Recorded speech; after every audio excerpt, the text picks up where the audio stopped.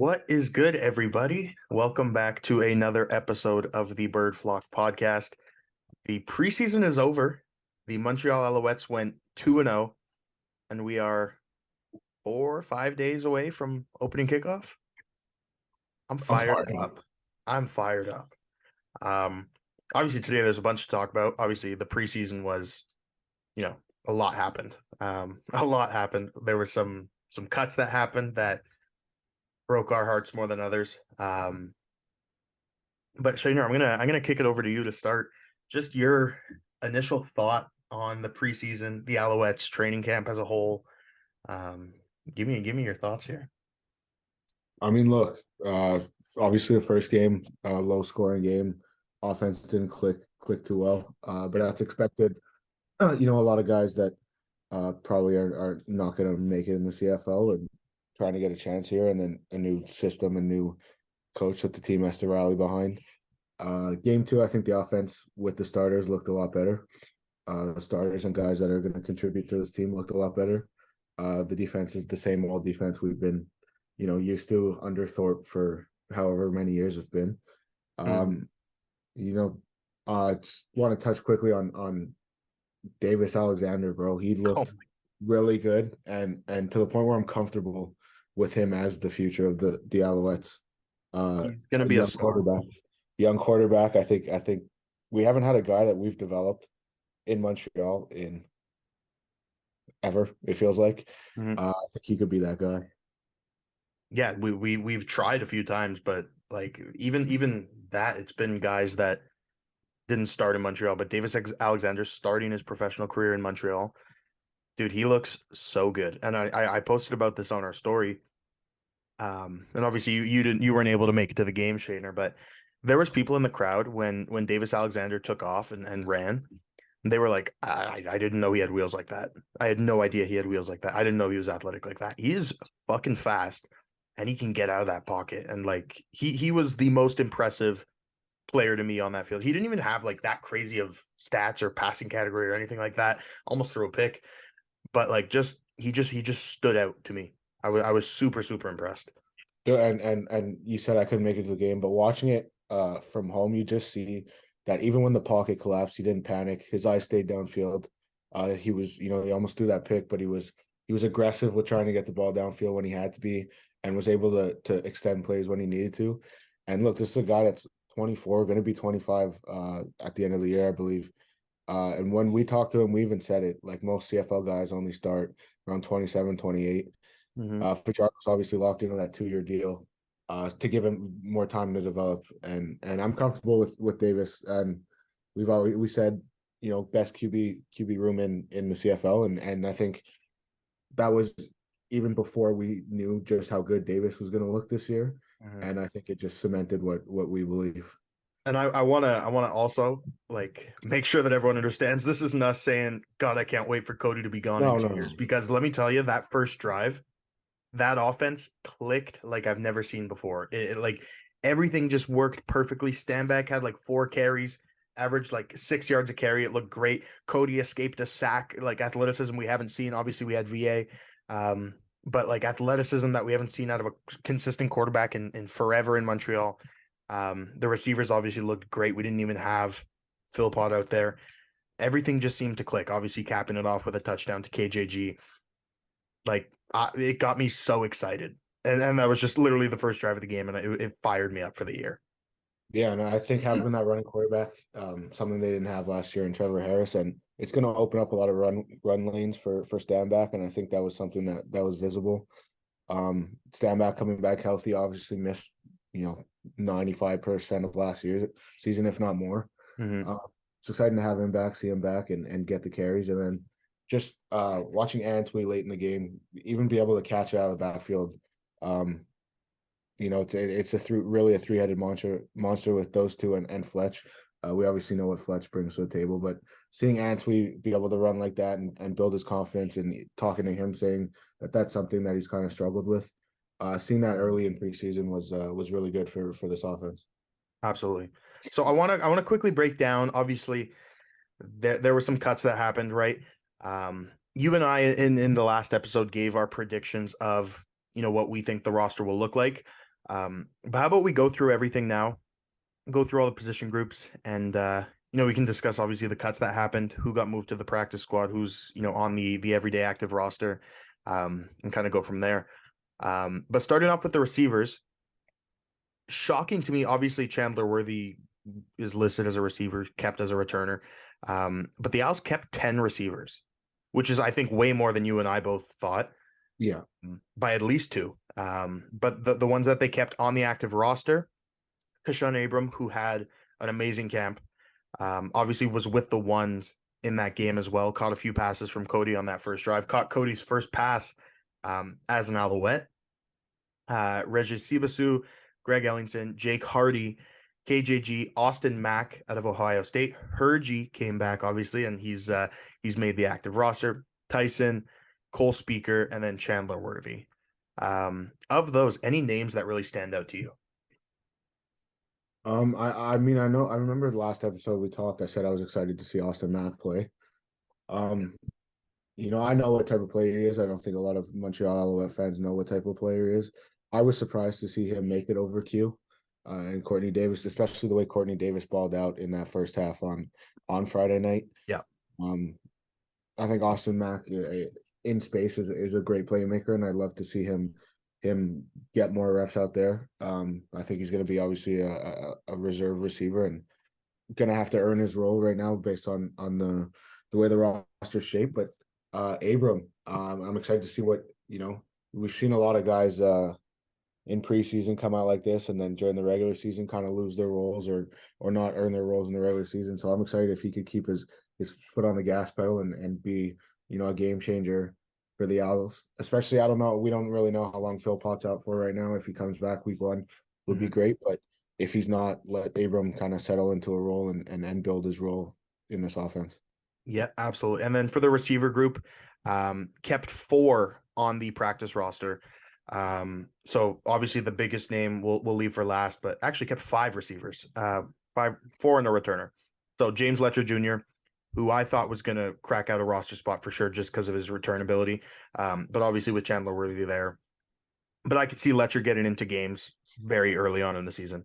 Kevin Kaya, Alouettes veteran, Tyler Sneed, Shedler Furvius, who as a rookie, I'm so fired up they kept him around. Yeah. I think for him, and obviously speaking to his college quarterback at St. Mary's, who's a buddy of mine, he just needs to develop, right? And he has literally all the tools in the world to be an all-star in this league. And you saw that in the second game, right? He had a few grabs late in the game, made some plays with his feet. Was super excited to see. He's so explosive. So explosive. And he finally, I sent him a little message about it, and we laughed about it, but he finally is no longer wearing number 70. He upgraded to number 87, actually. So he took Courtney Davis's number, formerly Gino's number, and then the last receiver, obviously Courtney Davis, he's going to be wearing number 14, and was probably the biggest surprise that he is on the practice squad. Yeah, I mean, I was, like I said a few moments ago, I wasn't expecting him to get cut, especially after that first half on Friday. And just the seeing the guys on the bench with him when he was off, just the vibe and the connection he had with some of the guys. I know he's still on the practice squad, but I wouldn't be surprised if it's a quick call up. Some guy gets hurt, he's probably the first guy up. And it could very well just be a case of getting used to the CFL game, right? It's and like we said, the amount of receivers that were on this roster and are on this roster and had to try and make the cut is insane, and we'll see. Yeah, and then jumping to running backs, no surprise here. We don't have to spend any time on it, really. The 3-headed monster of Antwi, Walter Fletcher, and Stanback are the only running backs on the active roster, or the roster at all, I should say. There's no running backs on the practice squad. So the only one that was cut was AJ Rose. Didn't get much time in that last game, which was disappointing because I was excited to see him a little bit, but I was expecting him to go practice squad, to be honest. Me too. Especially that they don't have one on the practice squad. I'm a bit surprised. Yeah, and he, the last drive he had 2 good runs, 2 carries for about 13 yards or something like that. He looked good, so I thought, at least give him a couple weeks on the practice squad, see what happened. But yeah. And then jumping over to the quarterbacks, again, no surprise here. Davis, Caleb Evans, Cody Fajardo, the best quarterback room in the CFL, in my opinion. Cody looked amazing. I was really excited with that.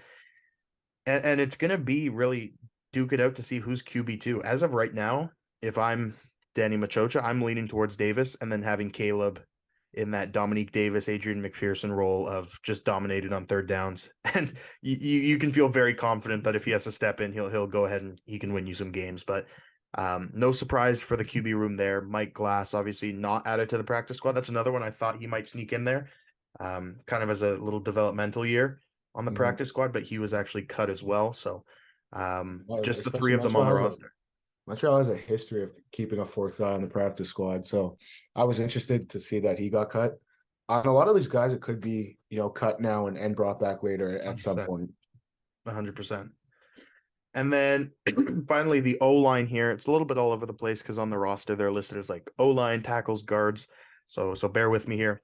The two tackles obviously set in stone here. Nick Callender, Landon Rice. Two pretty much. You can make the argument they'll be in the running for all stars or most outstanding O line every year. These two. So excited about that. Patrick Davis out of Syracuse, Jesse Gibbon, who we acquired in a trade this year, 2022 All-Star Justin Lawrence, future 2023 All-Star Pio Lestage, who I'm convinced will be an All-Star this year. He's just unreal. He looks like a linebacker, plays like an O-line, but fired up for him. And then Christian Matt, Philippe Gagnon, and then on the practice squad or on the injured reserve, obviously we have David Brown and Sean Jameson. And then on the practice squad, I think we just kept, Jamar McGloster, who's going to probably play tackle. He's 6'7", 308, so he's a big body. But no real surprises on the O-line either, I don't think. Look, I mean, I'm the Alouettes have a good problem here, and that's trying to figure out where Sean Jameson goes in when he comes back. Yeah. The Alouettes have depth at the position, and I know Christian Matt's getting up there in age, but you hear the guys talk about how good of a leader he is, and he's a guy that you need on the team. Young guys coming up. Jesse Gibbon, obviously, who they traded for, was a second overall pick, I think, a couple years ago. Mm-hmm. Just never panned out in Edmonton. Give him more time to develop and learn from CFL All Stars and Justin Lawrence and guys like Sean Jameson and Pio Lestage, who you believe is very adamantly that he's going to be an All Star this year, and I'm with you. So young guys to learn from vets, and like I said, I know Sean Jameson starting off six game injured list, but Mm-hmm. it's interesting to see where they're gonna. That's not a guy you want to keep on the bench. It's not a guy that's going to be on the bench. No. Interested to see where they're going to slot him in, and I believe it was you. You said you think he's probably going to be right guard when he comes back, and I think I agree with that. Yeah, I mean, look, if you look at an O-line from left to right of Nick Callender, Pio Lestage, Justin Lawrence, Sean Jameson, Landon Rice, that's for me back to the days of Jeff Barrett, Josh Bork, like those dogs. Days we haven't seen in a while. Days we haven't seen in a really long time. Yeah, and the depth at O-line is really exciting, right? You saw it on the first drive too, right? There was so many holes for why am I forgetting it? For Will Stanback. There was so many holes on that drive. So I think just the balance that we have and how Cody opens up that run game a lot, it's really exciting. Mm-hmm. And then jumping over to the defensive side of the ball, I'm going to start with a position to get it over with because I tweeted about it and it broke my heart, man. So the linebacking core that we kept, obviously Bev, super excited for Bev this year. Fred Chagnon, Brian Haralimana, Bryce Notree, who was one of my favorites in camp too, number 44. You saw him like with pregame speeches, breaking it down, leading them out the tunnel. I loved that. I love that. And I texted you guys about it too, just how much I was fired up to see that. Obviously rounding out that group, Terrell Richards and Avery Williams. Avery Williams for me is the biggest sleeper of the free agent signings that we had this year. I'm so excited to see him ball out too. And then on the practice squad, no linebackers kept as well. So that correct me if I'm wrong, Shayne, here, but that's a pretty thin linebacking core. That's 6 linebackers on the entire roster. Yeah, and it's a position that Montreal's struggled with in the past couple of years. So I was expecting them to keep a couple more practice squad, and a guy that I don't really want to bring up his name because it's heartbreaking, and my heart goes out to him, and I'm talking to him afterwards, and it's just a painful situation in Reggie Stubblefield, the guy that I have no idea how we're sitting here today and not talking about him starting at a linebacker position, or at No idea. least being the second guy up. You see, I'm at a loss for words right now that they cut him, and I know a lot of the players shared the same sentiment, and he was devastated too. In talking to him, but the guys on the roster, uh, the starting linebackers, I love what they're doing, and I think that Bryce Notary at the end of the year could be in here, and learning from a guy like Avery Williams is only going to benefit his career immensely. Like Mhm. you said, I feel like I haven't heard anything about Avery Williams, but every time he comes into a team, it's just tackle after tackle after tackle, and he's a hard guy to stop, and I'm excited to go watch him ball out. And obviously, my boy Najee making that position change and seeing what he Exactly. Yeah. do. Yeah. So that's what I was gonna say. Obviously, I don't even know if we can call it a linebacker. I know all the Nichols, the Sams in the league don't want to be called linebackers. But no, I'm fired up to see Najee play there as well. Speaking of which, jumping into the DB core, which you honestly could have made the argument that Reggie would have had a spot here too, right? You could make the argument that he could have played DB. Obviously, Dequa, who I think will be another All Star, I think will be the face of the CFL at one point in his career. I think that's how explosive he is. There's a lot to say about, a hometown kid staying in Montreal, obviously signed that contract extension this offseason. I think he has the potential to be one of the faces of the CFL without a doubt. But Keontae Evans, Kerfala Exume, Nafis Lyon, who got a start in the preseason, which fired me up too. I love everything he's doing. I'm fired up to have him here. Najee Murray, J.R. Reed, Deontay Ruffin, and Wes Sutton, obviously with Raheem Wilson on the 6 game IR or IL. He had a huge end of 2022 where he stepped into a role that he wasn't, he was acquired in a trade, stepped right in, started, and made a lot of plays. And then on the practice squad, keeping Montreal native and friend of the show, Tyson Copeland, Kabian Ento, and then finally Cordell Rogers, who I want to touch on him very, very quickly. Cordell Rogers had an unreal second preseason game. For any of you guys listening, he was number 19. Now we're in number 33 on the practice squad, but he had a pick. He had chance at probably two more picks. He had two pass breakups, 3, 4 tackles. He was all over the field on Saturday, and he was very exciting to watch. I wouldn't be surprised if that performance, got like locked in that spot for him. And can definitely see him being, like we said with Q, kind of being that first call up once we need someone off the practice squad in that DB room.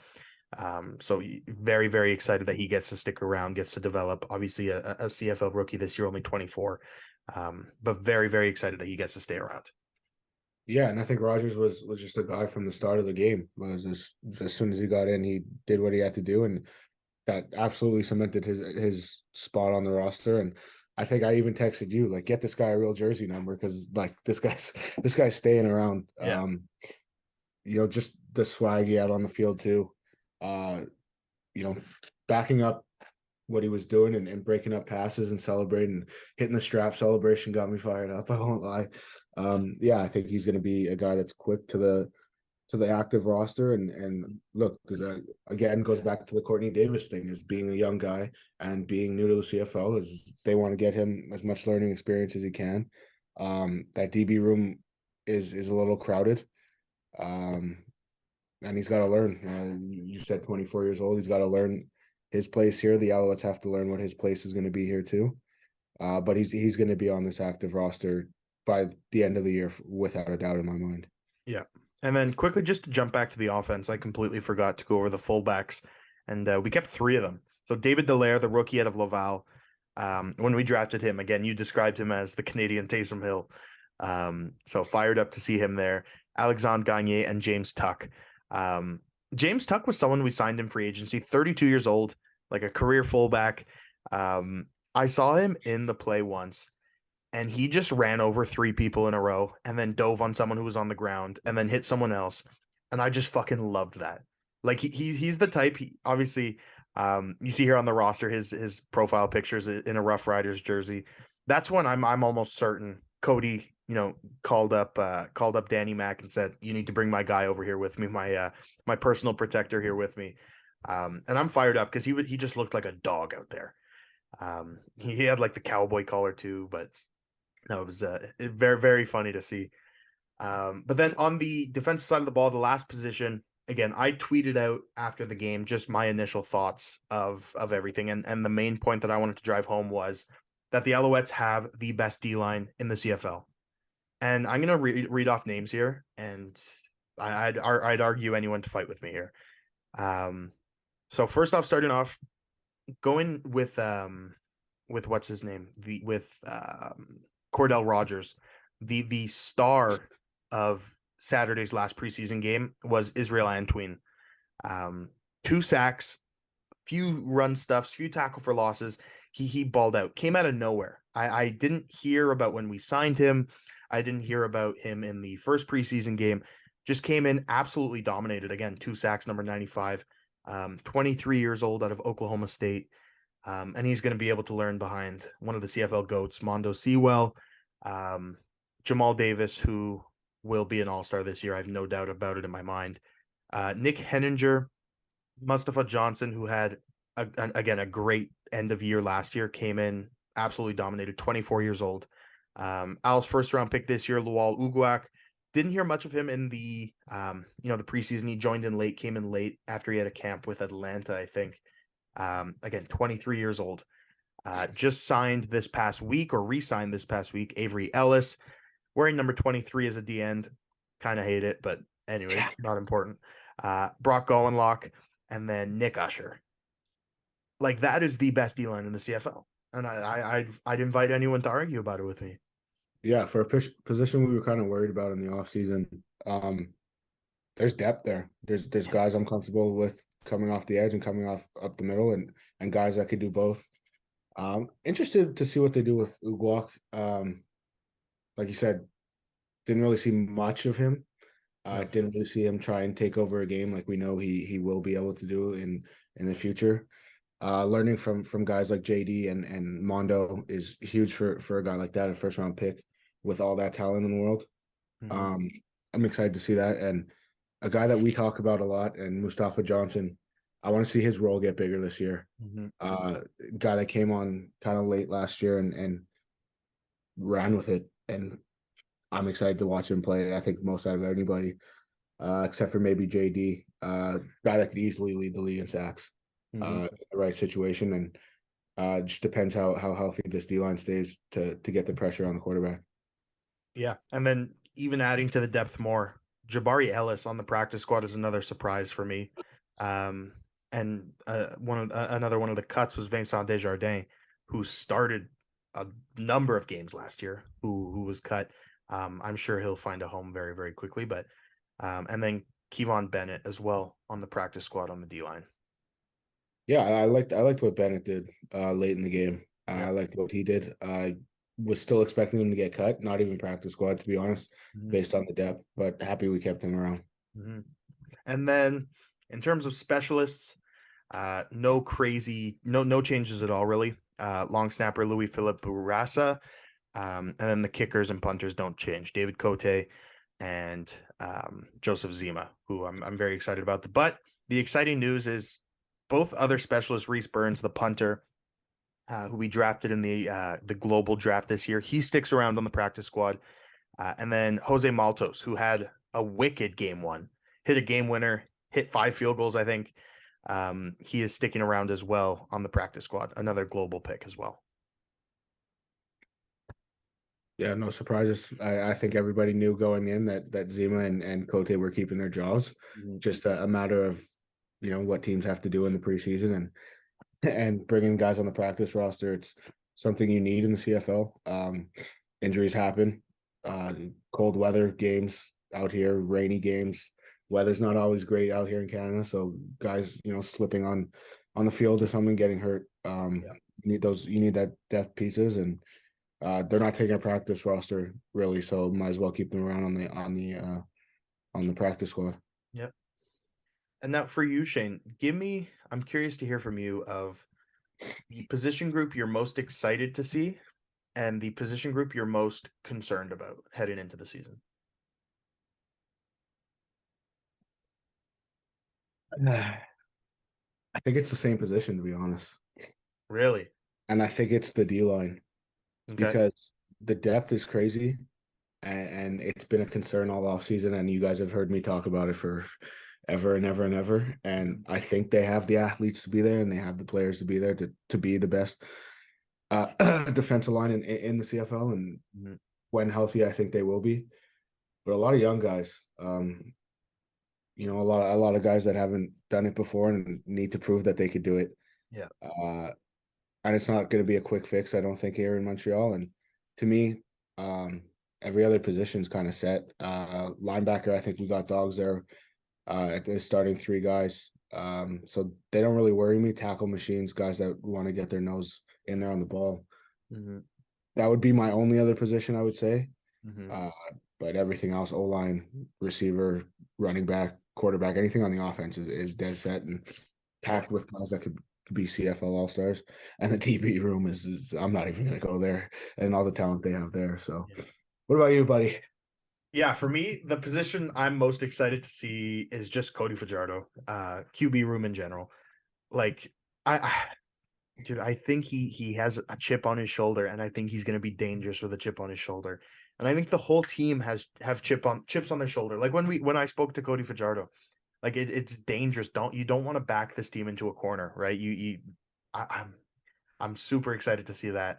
And then my concern, and it's not really a concern even because, like you said, with Avery Williams and all them, just the linebacking room. The only concern I have is the lack of depth at Sam, right? So let's say a DB goes down and Najee has to step in. Like who steps into the Sam role, or Najee goes down? Who really steps into that Sam role? So that's my only concern, right? And again, not to beat a dead horse, but that's where Reggie Stubblefield would have been perfect, right? Because if you wanted to keep Najee, okay, Reggie could step in at half, right? He played half. He played with the ones in the preseason game. It doesn't make sense. So that's where he would have just been the ultimate flex piece to have wherever. He could have played Sam. He could have played fucking safety. He could have played corner. He could have played half. So, anyways, And when I talked to him, he prided himself on being versatile, and that's what right? the CFL game's about. And I don't get it. I'm not going to try and get it. I don't get it. I'm not going to try and explain and back what the Alouettes did on that decision because I have no idea what that decision was. But Yeah. nonetheless, And he's just one guy where I think he probably, and I pray that he got 8 other calls, or his agent got 8 other calls this week. And I'm positive because he wanted to play in the CFL. He wanted to be in Montreal. He was happy to be here. He was happy to learn a new game. So I would have no doubt in my mind that he's getting calls left and right to for this. And God, hopefully the Owls are one of the calls mid-season and he can come back mid-season. But anyways, that's my one concern.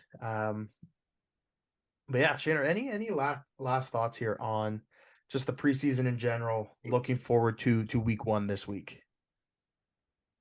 I can't wait till Saturday night, man. I'm fired up. Going to be in attendance, obviously, home opener, season opener. Section J1, come find your boys. Section Boys, I'm. J1. I mean, I can't wait. It's exciting to finally get the season here. It's been a long off season. I heard a lot of doubt in this team from a lot of people, and I think it's wrong. And that goes in the betting and what they're setting the line at for the over under on their wins. Eight and a half wins. I think That's it's a lot of disrespect. No, 7.5, 7.5 wins, 7.5. and it's plus 100. I'm not understanding what's. I think they soar to 8 wins easily. Mm-hmm. Um, just the disrespect going around this team and the underdog mentality that this team seems to have bought in. I'm excited for it. Yeah. And I just want to say I was there for the preseason game, and obviously we saw the schedule of all the events that they have planned throughout the year.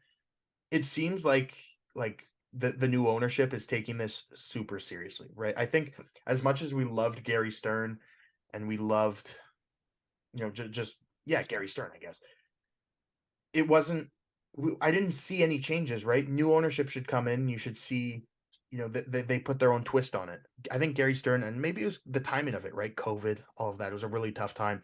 But the Pierre Carpelto's group has come in now. And I've seen so many changes, right? Obviously, just the new partnerships that are minor things, but they make the biggest difference. Like a partnership with Slush Puppy, right? But it makes the biggest difference, right? You have great popcorn at the game now. You have great fucking slushies at the game now. It makes a world of difference. And then something we haven't touched on yet, and I'm positive we wouldn't have had the budget for this or the idea for this if we still had that old ownership group. July 1st, we're unveiling third jerseys. I'm fired up. I I have no idea what to expect even. Like, is it going to be a red jersey? Are they going to go back to like the gray and blue like that they had with the feathers here? Do they go with a throwback jersey? I have no idea, but I'm so fired up. I mean, I know personally on that, touching on that, I'd love to see a red jersey. Me too. Kind of built into the jerseys we kind of grew up with, like the AC days. So, some spin on that, some twist on that. That's what I'd love to see Red in with the in blue that aspect. shoulders and Yeah. yeah. But like again, even halftime show at week one, Our Lady Peace, which not my kind of music to be honest, but it's a big name, right? And it's just it's so exciting to see because it's innovation and things we haven't seen from the Alouettes in so long. And I don't think there's a better way to kick off the new regime than a Saturday night in downtown Montreal. The only thing that could have made it better is if it was 1 week later and it was on Grand Prix weekend and Yeah. everyone just stumbles out of the Grand Prix, heads to the Owls game. We have a packed fucking house. Mhm. Oh man, but no, I am so excited, so fired up, and obviously you'll be hearing from us all season long. We'll bring you as many interviews as we can. Obviously, these boys are going to be locked in, so can't make any promises there. But you'll see our faces uh, all year, and Content's going to be we're exploding. excited to work on it. No, I'm excited. I'm excited to get the season going. Meet some of the boys and see some of them. Talk to them throughout the year and how things are going on in there, and Mm-hmm. uh, talk to the fans and see what's up and get some of their opinions on what the team's looking like and just get it going, man. 18 games, new start, fresh start. Whatever happened last year, that happened. Mm-hmm. Uh, fresh 0-0 right now, and let's get it going. And to end it off here, this is a message to the Montreal Alouettes social team, something like that. I ordered a jersey. Okay, we ordered a jersey. On the back, it says Bird Flock number 23 for 2023, the year we were established this season. I challenge you guys to pass that jersey around the locker room and get as many signatures as you can on it before it makes its way back to me. I don't want to see it with a fresh white number pad. No. I want autographs. And if I can't get the players, that's fine. Give me a Joey Alfieri autograph, smack dab in the middle, and I'll be thrilled. Thrilled. But I ordered it 2 weeks ago. No shipping confirmation yet. I'm a little hopeful that maybe they took the jersey, maybe they brought it to the locker room. They said, "Do what you want with this." They can draw on it. They can do anything. I don't care. I think it would just be so cool. But anyways, uh, ladies and gents, that does it for this week's episode. Follow us on Facebook, Twitter, Instagram. Subscribe here on YouTube. Subscribe on Spotify if you're listening on Spotify. And we will see you next time.